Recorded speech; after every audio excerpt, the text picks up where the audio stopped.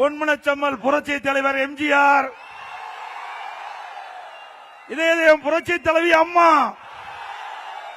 இருவரும் தெய்வங்களை வணங்கி பெருந்துறை சட்டமன்ற தொகுதி இருக்கின்ற அத்தனை வாக்காளர் பெருமக்கள் இந்த அரங்கிலே குழுமி மிகப்பெரிய எழுச்சி ஆரவாரம், இந்த பூமியை குலுங்குகின்ற அளவிற்கு மக்களுடைய மகிழ்ச்சி. இந்த எழுச்சியே வருகின்ற சட்டமன்ற பொதுத் தேர்தலில் நம்முடைய வேட்பாளர் வெற்றி பெறுவதற்கு இதுவே சான்று. இந்த சிறப்பான நிகழ்ச்சியிலே கலந்து கொண்டு சிறப்பித்துக் கொண்டிருக்கின்ற மாவட்ட கழக செயலாளர், முன்னாள் அமைச்சர், மரியாதைக்குரிய சகோதரர் திரு கே.சி. கருப்பணன் அவர்களே, நிகழ்ச்சியிலே பங்கு பெற்றிருக்கின்ற உங்களுடைய சட்டப்பேரவை உறுப்பினர் அறிவு சகோதரர் திரு ஜெயக்குமார் அவர்களே, நிகழ்ச்சியிலே பங்கு பெற்றிருக்கின்ற பொறுப்பாளர் சகோதரர் திருப்பூர் சி. சிவசாமி முன்னாள் எம்பி அவர்களே, முன்னாள் எம்எல்ஏக்கள் அறிவிச்சவர் திரு கே.சி. பொன்னுத்துறை அவர்களே, திரு டாக்டர் பொன்னுசாமி அவர்களே, திரு கே.எஸ். பழனிசாமி அவர்களே, மற்றும் கூட்டணி கட்சியில் இருக்கின்ற பாஜக மாவட்ட நிர்வாகிகளே, பாமக மாவட்ட நிர்வாகிகளே, அம்மா மக்கள் முன்னேற்ற கழக நிர்வாகிகளே, தமாக நிர்வாகிகளே, ஐஜேகே நிர்வாகிகளே, வரி என்று சிறப்பித்துக் கொண்டிருக்கின்ற கழகத்திலே பல்வேறு பொறுப்புகளை வைக்கின்ற நிர்வாகிகளே, கூட்டணி கட்சி சேர்ந்த நிர்வாகிகளே, தொண்டர்களே, கழக உடற்பரப்புகளே, பெரியவர்களே, தாய்மார்களே, விவசாயிகளே, விவசாய தொழிலாளர்களே, தொழிலாளர் நண்பர்களே, மகளிரை சேர்ந்த சகோதரிகளே, இளைஞர் பட்டாளங்களே, இன்றைய தினம் உலக மகளிர் தின விழா. அனைத்து மகளிருக்கும் என்னுடைய இனிய மகளிர் தின நல்வாழ்த்துக்கள். அனைவருக்கும் என்னுடைய முதற்க நன்றி கலந்த வணக்கம்.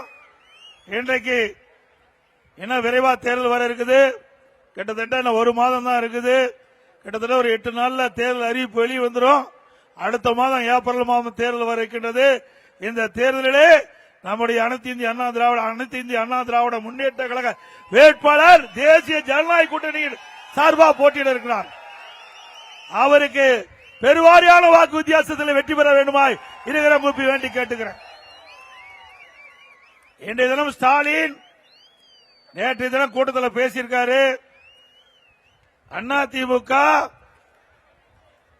பாரதிய ஜனதா கட்சி விழுங்கிவிடும், அதிமுகவை அழித்து விடும் என்று ஸ்டாலின் பேசியிருக்கிறார். திரு ஸ்டாலின் அவர்களே, நீங்க மட்டுமல்ல, எவராலும் அனைத்து இந்திய அண்ணா திராவிட முன்னேற்ற கழகத்தை விழுங்கவும் முடியாது, அழிக்கவும் முடியாது. திரு ஸ்டாலின் அவர்கள் நன்றாக தெரியும். திரு ஸ்டாலின் அவர்களுக்கு 2017 மாண்புமிகு அம்மா அவர்கள் மறைவுக்கு பிறகு உங்களுடைய பேர் ஆதரவால் கழக நிர்வாகிகள், தொண்டர்கள், பெரும்பான்மையான சட்டமன்ற உறுப்பினரோடு நான் முதலமைச்சராக தேர்ந்தெடுக்கப்பட்டேன். மேதகு ஆளுநருடைய ஆணைப்படி சட்டப்பேரவை தலைவர் அவர்கள் எனக்கு உத்தரவை வழங்கினார்கள். நீங்க முதலமைச்சர் ஆகிட்டீங்க, சட்டமன்றத்தில் பெரும்பான்மை நிரூபிக்க வேண்டும் என்று ஆணை பிறப்பித்ததன் விளைவாக சட்டமன்றம் கூட்டப்பட்டது. பெரும்பான்மை நிரூபிக்கின்ற அந்த நேரத்தில் திரு ஸ்டாலின் அவர்கள், அவரை சார்ந்த சட்டமன்ற உறுப்பினர்கள் சட்டமன்றத்திலே அமளி செய்தார்கள். சட்டப்பேரவை தலைவரை நாற்காலியிலிருந்து கீழே தள்ளி மைக்கை உடைத்து அந்த சட்டமன்றமே ஒரு அலங்கோலத்தை படுத்தினார்கள். அது மட்டுமல்ல, இப்பொழுது நேற்றைய தினம் அதிமுகவிலிருந்து ஏற்கனவே விலக்கப்பட்ட ஒருவர் திமுக போய் சேர்ந்திருக்கார். அவர் நேற்று பேசுகின்ற பொழுது அதிமுகவில் எனக்கு சரியான மரியாதை கொடுக்கல, வேண்டுமென்றே திட்டமிட்டு நீ வெளியேற்றுவதற்கு நடவடிக்கை எடுத்தாங்க, நாம நடவடிக்கை எடுக்கல. அப்ப பெரும்பான்மை நிரூபிக்கின்ற பொழுது மாண்புமிகு புரட்சி தலைவி அம்மா அவர்கள் ஊர் ஊரா சென்று ரத்தத்தை வீரவியா செஞ்சு மக்களை சந்தித்து கழக நிர்வாகிகள், தொண்டர்கள் கூட்டணியோடு வெற்றி பெற்று ஆட்சி அமைத்த அந்த ஆட்சியை கவிழ்ப்பதற்கு நேற்றைய தினம் விலகி போனார்ல, அவர் பெரும்பான்மை எதிர்த்து ஓட்டளித்தவர். திராவிட முன்னேற்ற கழகத்தோடு சேர்ந்து அண்ணா திமுக அரசை வீழ்த்த நினைத்தவர் அவரா வீழ்ந்து போய்விட்டார். கேடு நினைப்பவன் கெட்டு போவான், உப்பை தின்றவன் தண்ணி குடித்தே ஆக வேண்டும். அதே போல இந்த இயக்கத்திற்கு துரோகம் விளைவித்தார். அதனால அவர் வெளியேறி இருக்கிறார். உண்மையிலேயே இந்த கட்சி அவருக்கு எவ்வளவோ அடையாளத்தை கொடுத்தது. பொன்மனச்செம்மல் புரட்சி தலைவர் எம்ஜிஆர் உருவாக்கப்பட்ட இயக்கம், அம்மா கட்டிக்காத்த இயக்கம். அம்மா மறைவுக்கு பிறகு எவ்வளவு பிரச்சனை நாங்கள் சந்தித்தோம். அம்மா இருக்கின்ற பொழுது அவருக்கு தீர்ப்பு எதிராக வந்த பொழுது அவரை நம்பி முதலமைச்சர் பதவி கொடுத்தார். சாதாரணவராக இருந்தவரை முதலமைச்சர் நாற்காலியிலே அமைத்து அமர வைத்த இயக்கம் அண்ணா திமுக. அந்த நன்றியை மறந்து பொன்மனச்செம்மல் புரட்சி தலைவர் எம்ஜிஆர் திமுக தீய சக்தி, அதை வேரோடு தமிழகத்திலே அழிக்க வேண்டும், அதற்காக அண்ணா திமுகவை தோற்றுவித்தார். அப்படிப்பட்ட பொன்மனச்செம்மல் புரட்சி தலைவர் எதற்காக இந்த இயக்கத்தை தோற்றுவித்தாரோ, யாரை எந்த கட்சியை தமிழகத்தில் இருந்து வேரோடு அழிக்க வேண்டும் என்று நினைத்தாரோ அந்த கட்சியிலே நேற்றைய தினம் திரு ஓபிஎஸ் அவர்கள் அடைக்கலம் புகுந்திருக்கின்றார். நான் ஏற்கனவே குறிப்பிட்டேன், பி டீம் என்று இப்பொழுது பி டீம் நிரூபணமாகிவிட்டது.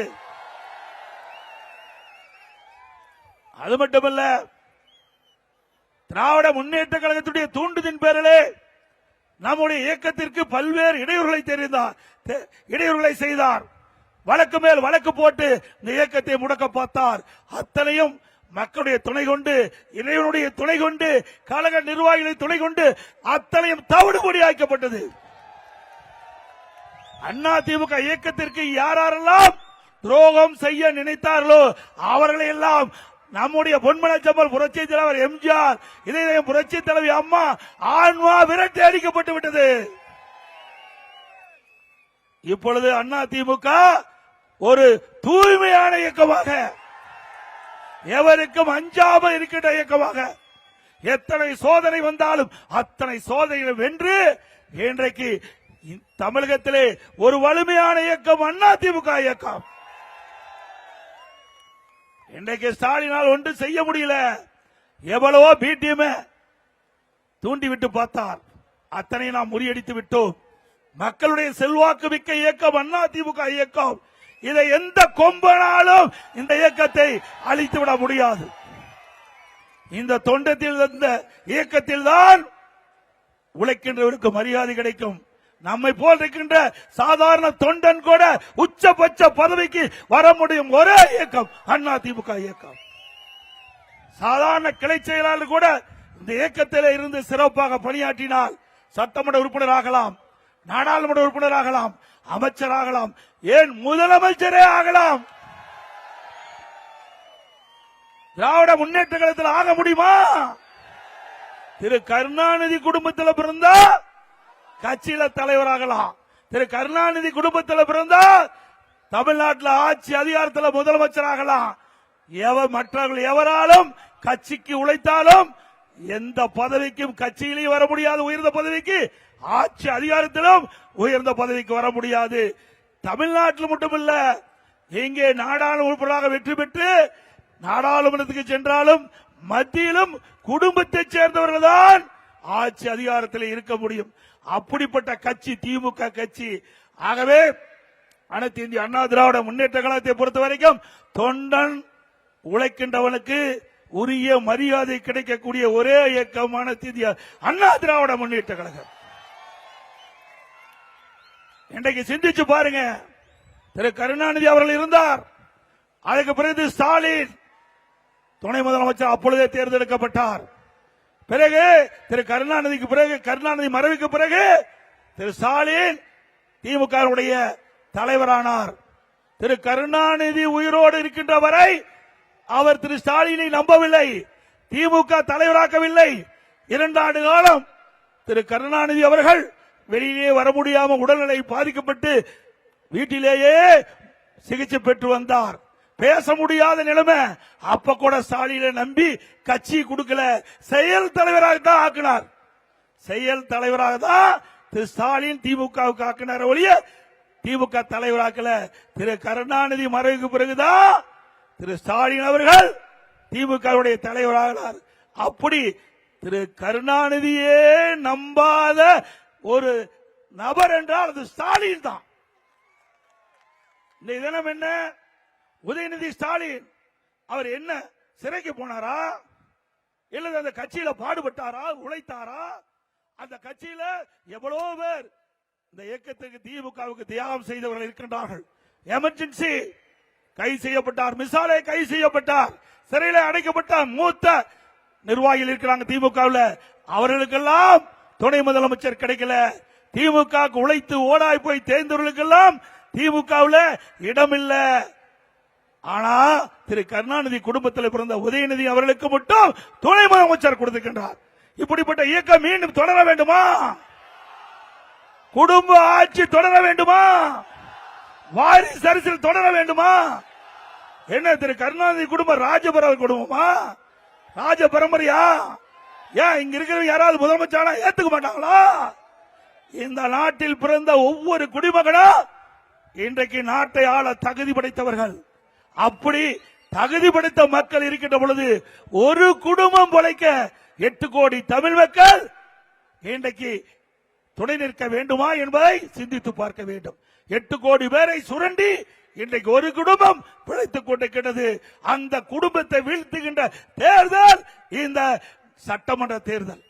வீழ்த்துவீங்களா? நல்ல சத்தமா சொல்லுங்கம்மா. ஆக இந்த குடும்பம் தமிழகத்தில் இருக்கின்ற வரை சுரண்டி கொண்டே இருக்கும், மக்களை வஞ்சித்துக் கொண்டே இருக்கும், மக்கள் துன்பப்பட்டுக் கொண்டே இருப்பார்கள். இந்த ஆட்சி இருக்கின்றவரை, திராவிட முன்னேற்ற கழகம் ஆட்சி இருக்கின்றவரை, திரு கருணாநிதி குடும்பத்தைச் சேர்ந்தவர் ஆட்சி அதிகாரத்தில் இருக்கின்றவரை நாட்டு மக்களுக்கு நன்மை கிடைக்காது. துன்பம்தான் மிச்சம், வேதனை தான் இந்த ஆட்சியிலே மிச்சம் என்பதை நேரத்திலே கோடிட்டு காட்டுகிறேன். அது மட்டுமல்ல, ஏற்கனவே ஸ்டாலின் 2 வருடத்துக்கு முன்பு திமுக பொதுக்குழு கூட்டத்தில் பேசுறார். அந்த பொதுக்குழு கூட்டத்தில் நான் இரவிலே கண்மூடி தூங்கி காலையிலே விழிக்கின்ற பொழுது திமுக காரனால என்ன பிரச்சனை ஏற்படும் என்று அச்சத்தில் கண் விழிக்கிறேன் சொன்னார். ஆக திமுகவில் குழப்பம் இருந்துகிட்டே இருக்குது. திமுக காரரு ஒவ்வொரு பகுதியா பிரச்சனை உருவாக்கிட்டே இருப்பார் என்று அந்த பொதுக்குழுல அந்த கட்சியினுடைய தலைவரே பேசுறார் என்று சொன்னால் அது எப்படிப்பட்ட கட்சி என்பதை நாம் எண்ணி பார்க்க வேண்டும். ஆக திராவிட முன்னேற்ற கழகம் எப்பொழுது தமிழகத்திலே ஆட்சிக்கு வந்ததோ அன்றிலிருந்து இன்று வரை சட்ட ஒழுங்கு அடியோடு சீர்கட்டு விட்டது. எங்க பார்த்தாலும் கஞ்சா விற்பனை, கஞ்சா விற்காத இடமே இல்லை. இன்றைக்கு கிராமத்திலிருந்து நகரம் வரை இன்றைக்கு கஞ்சா போதை ஆசாமியால் இன்றைக்கு இளைஞர்கள், பெண்கள், முதியோர்கள் கடுமையா பாதிக்கப்பட்டிருக்கிறாங்க. கொலை, கொள்ளை, திருட்டு, வழிப்பறிவு நடக்காத நாளே தமிழகத்தில் இல்ல. நடக்குது இல்ல? சொல்லுங்க, நடக்குதா இல்லையா? இப்படிப்பட்ட ஆட்சி தொடர வேண்டுமா? ஆக இன்றைக்கு பொம்மை முதலமைச்சர் கஞ்சா போதை ஆசாமிகளால் இன்றைக்கு நாடு சீரழிந்து கொண்டிருக்கிறது. நாட்டு மக்களுக்கு பாதுகாப்பு இல்லாத ஒரு சூழ்நிலை. இன்றைக்கு திறமையற்ற முதலமைச்சர் இந்த கஞ்சா நடமாட்டத்தை கட்டுப்படுத்த முடியாத ஒரு நிலையில இருந்து கொண்டிருக்கின்றார். ஏன்னா கஞ்சா விற்கிறதா திமுக கட்சிக்காரர் தான். அதனாலதான் இந்த கஞ்சாவை காவல்துறை கட்டுப்படுத்த முடியல. ஆனா அனைத்து இந்திய அண்ணா திராவிட முன்னேற்ற கழகம் ஆட்சிகளுடன் இந்த போதை நடமாட்டம், போதைப் பொருள் நடமாட்டத்தை முழுமையாக தடுத்து நிறுத்தப்படும். மக்களுக்கு முழு பாதுகாப்பு கொடுக்கப்படும். இன்றைக்கு உலக மகளிர் தின விழா, இன்றைக்கு உலக மகளிர் தின விழா. இந்த நல்லாளில் கூட இன்றைக்கு பத்திரிகையில் வருகின்ற ஊடகத்தில் பார்த்தேன், கொமராவளையம் அந்த வீதியில ஒரு சிறுமி விளையாடி கொண்டிருந்தார். காம கொடூரினால் பாலியல் வன்கொடுமை செய்யப்பட்டு அந்த சிறுமி உயிருக்கு போராடி கொண்டிருப்பதாக செய்திகள் வெளிவந்துள்ளன. எப்படிப்பட்ட ஒரு மோசமான ஆட்சி! 2 வயசு குழந்தை கூட விட்டு வைக்க மாட்டேங்கிறாங்க இந்த ஆட்சியில. ஆக பெண்களுக்கும் சிறுமிகளுக்கும் இன்றைக்கு பொதுமக்களுக்கும் பாதுகாப்பு இல்லாத ஒரு ஆட்சி தொடர்ந்து நீடிக்க வேண்டுமா?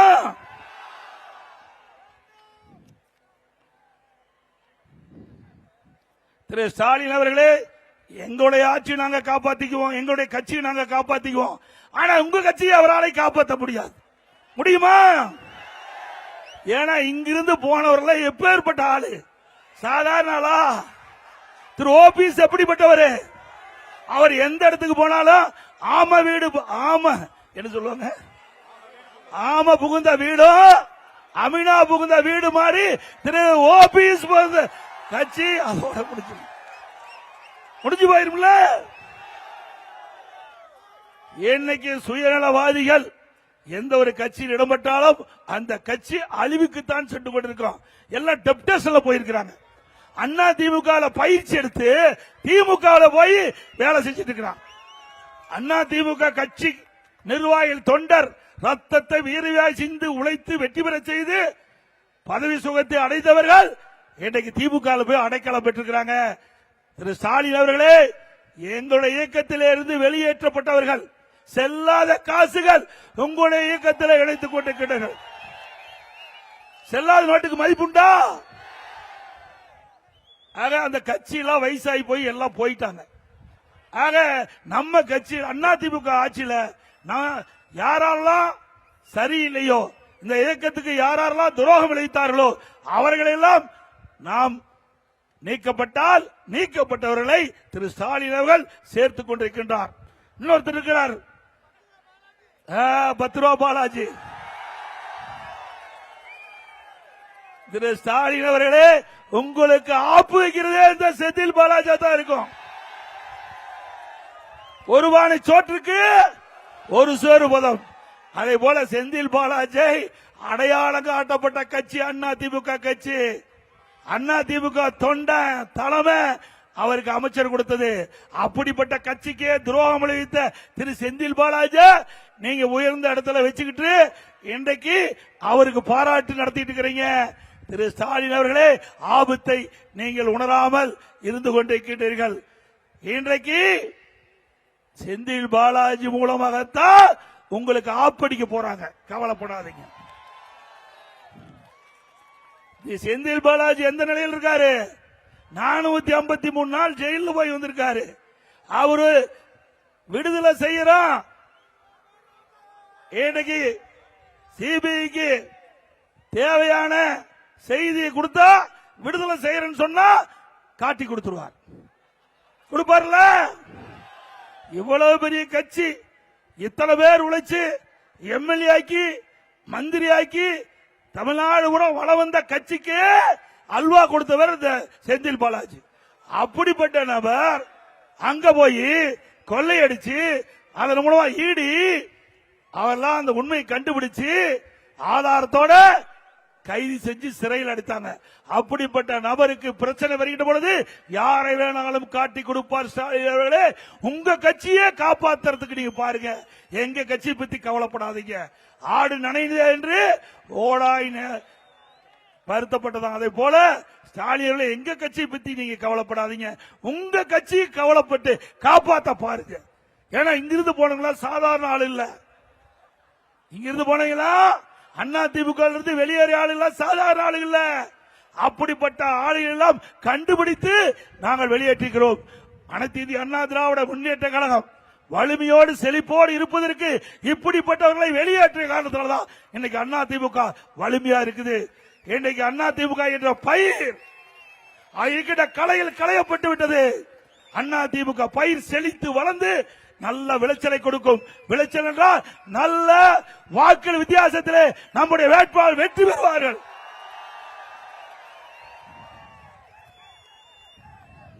திரு ஸ்டாலின் அவர்களே, அதிமுக ஆட்சி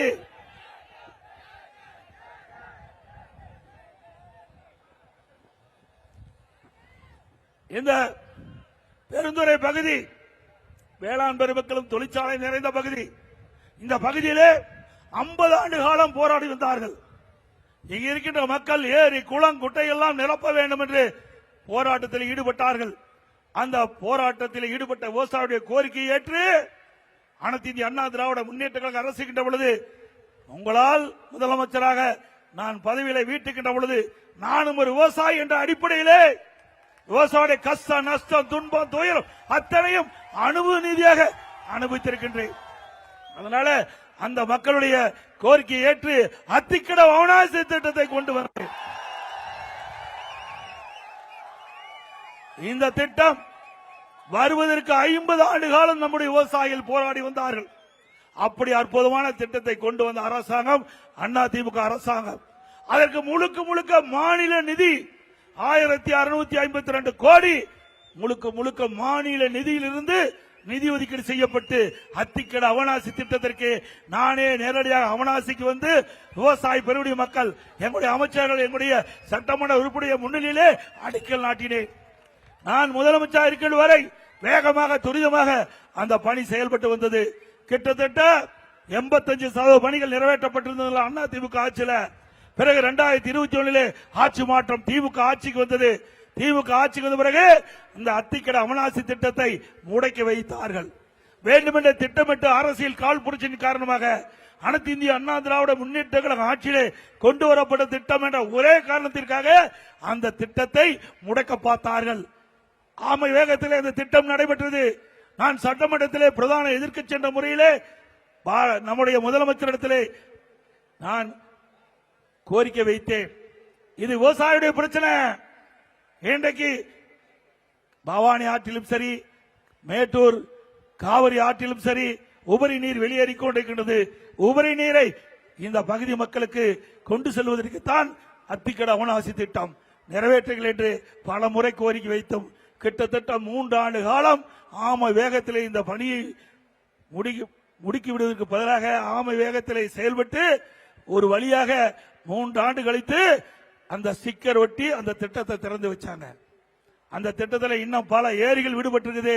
அண்ணா திமுக ஆட்சி வருகிறது, விடுபட்ட ஏரி குளங்கள் அனைத்தும் நிரப்பப்படும். ஆக இந்த திட்டத்தை கொண்டு வந்த பிறகு நிலத்தடி நீர் உயர்ந்து வேளாண்மைக்கு தேவையான நீர் கிடைக்குது, குடிப்பதற்கு தேவையான நீர். நான் வரும்போது கூட என்னிடத்தில் தெரிவித்தார்கள், எங்களுடைய வறட்சியான பகுதி, எங்களுடைய குட்டையிலே நீர் நிரம்பி இருக்கிறது, ஏரியிலே நீர் நிரம்பி மீன் வளர்ந்து கொண்டு இருக்கின்றது. வறட்சியான பகுதியிலே ஏரியிலே மீன் வளர்ந்து கொண்டு இருக்கின்றது. அப்படிப்பட்ட அற்புதமான ஆட்சி தந்த அரசாங்கம் அண்ணா திமுக அரசாங்கம். நீங்க ஒவ்வொருவரும் எண்ணி பார்க்க வேண்டும். இது சாதாரண விஷயம் அல்ல. 1652 கோடி மாநில அரசாங்கத்திலிருந்து ஒதுக்கப்பட்ட நிதியின் மூலமாக பல ஆண்டுகள் நீங்களுடைய கனவு இன்றைக்கு நனவாக்கப்பட்டு என்பதை எண்ணி பார்க்க வேண்டும் என்று அன்போடு இந்த நேரத்தில் தெரிவிக்கிறேன்.